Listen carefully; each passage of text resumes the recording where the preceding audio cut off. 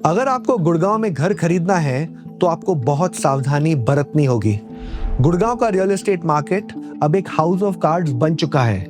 सिर्फ एक छोटा सा धक्का चाहिए और कई प्रोजेक्ट्स बिखर सकते हैं। हो सकता है आपने गौर ना किया हो, पर यह सच है। 2021 के बाद से गुड़गांव में घर की कीमत लगभग 3 गुना बढ़ चुके हैं और इसका सबसे बड़ा रीजन है डेंजरस स्पेकुलेशन। गुड़गांव और बैंगलोर में रेंट्स तो लगभग एक जैसे हैं, लेकिन गुड़गांव में घर की कीमत 30% ज्यादा है। गुड़गांव रियल एस्टेट के 2 गोल्स होते हैं, एक शॉर्ट टर्म गोल और एक medium term goal. Short term goal में प्रोजेक्ट लॉन्च के दिन ही सोल्ड आउट का बोर्ड लग जाना चाहिए। मीडियम टर्म गोल में होम प्राइसेस लगातार बढ़ते रहने चाहिए।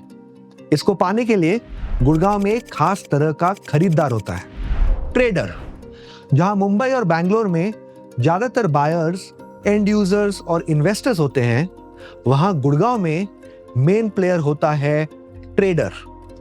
यहां घर सपने के लिए नहीं खरीदे जाते, यहां घर एक ट्रेड होता है, एक चलता फिरता स्टॉक। ट्रेडर लॉन्च पर घर खरीदता है और तुरंत बेच देता है।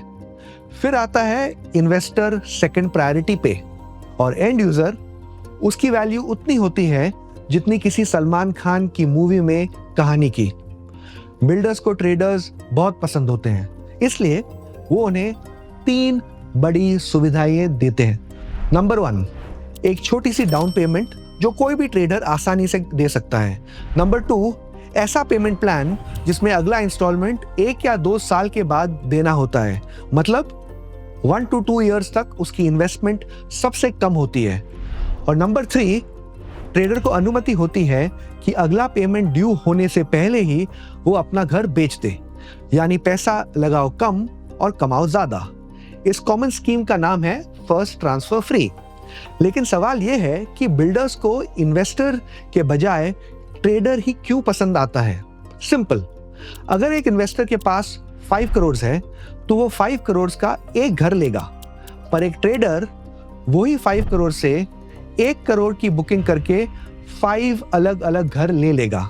उसके पास पैसा नहीं है, वो सिर्फ एक एफएनओ स्टाइल ट्रेड कर रहा होता है, यानी 5 करोड़ के साथ 25 करोड़ का पोजीशन लेता है। और इसी वजह से पूरा प्रोजेक्ट डे 1 पर ब्लॉकबस्टर सेल आउट हो जाता है, जो कि गुड़गांव में गोल बन चुका है। अब देखिए नंबर का मैजिक। 5 करोड़ का घर 3 महीने में शायद 6 करोड़ हो जाता है। ट्रेडर निकल जाता है 1 करोड़ के मुनाफे के साथ 1 करोड़ की लागत पे, यानी 100% रिटर्न ऑन इन्वेस्टमेंट।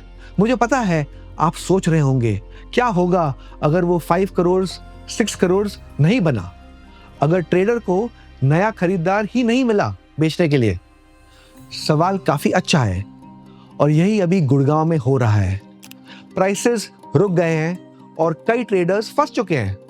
एक तरफ नए खरीदार नहीं मिल रहे, दूसरी तरफ ट्रेडर्स के पास पैसा नहीं है अगला इंस्टॉलमेंट भरने का।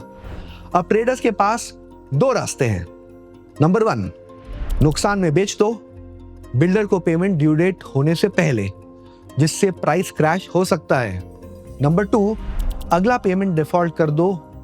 शॉर्ट टर्म में बिल्डर और ट्रेडर के बीच में इंटरनल एडजस्टमेंट्स हो सकते हैं, पर अगर ये प्रॉब्लम ज्यादा देर तक चली तो बिल्डर का कैश फ्लो खत्म हो जाता है, क्योंकि वो ट्रेडर्स पे ही डिपेंडेंट था। प्रोजेक्ट धीरे हो जाता है और फिर रुक जाता है। जो ट्रेडर ने बबल बनाया था वही उस बबल को फोड़ देता है। इस प्रोसेस में कई लोगों का पैसा, भरोसा और सपना सब कुछ छिन जाता है।